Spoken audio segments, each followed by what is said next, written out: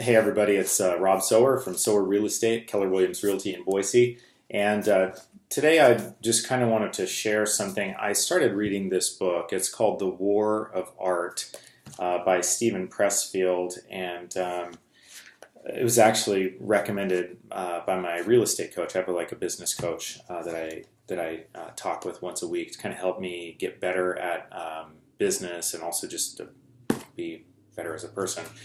And so he recommended this book. I just wanted to take a couple of minutes and share a few things out of it with you guys. I don't know. I don't know if I plan on doing this regularly. It was just something that kind of came to mind as I was reading it. And it's a really interesting book. You'd kind of wonder what it's all about when it says the war of art, and it's really not what I expected, actually.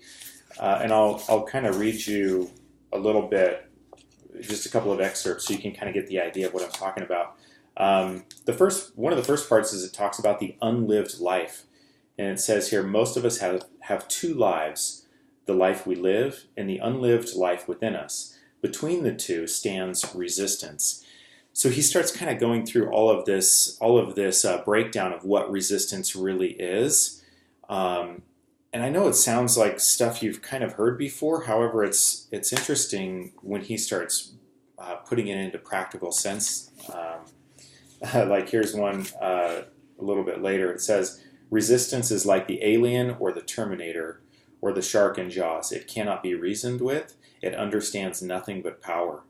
It is an engine of destruction programmed from the factory with one object only: to prevent us from doing our work. I don't know, for some reason, it just kind of is hitting me that it's just interesting that we all find ways to almost kind of self-sabotage ourselves. There's certain things that we're supposed to be doing. We kind of know in our hearts that maybe some of the stuff we're doing is not what we're supposed to be doing, and yet we do it anyway. He says here about resistance, its target is the epicenter of our being, our genius, our soul, the unique and priceless gift we were put on this earth to give, and that no one else has but us. And then he says, well, what does resistance feel like? First, unhappiness. We feel like hell, he says.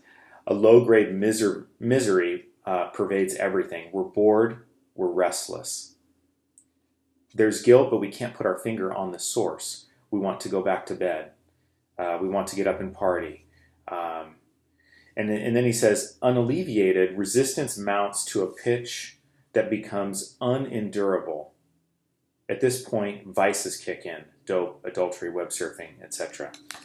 And I'm just kind of getting started on this book, and I don't want to take up too much time, but it's, I don't know, it's been really interesting so far. I'm anxious to kind of see where it goes. It is something that's been sitting in the back of my mind since I started reading it. There's different parts of the day where I start thinking, is what I'm doing now part of resistance, or am I really being who I'm supposed to be? So anyway, I hope you guys enjoy that, and if nothing else, have a great day.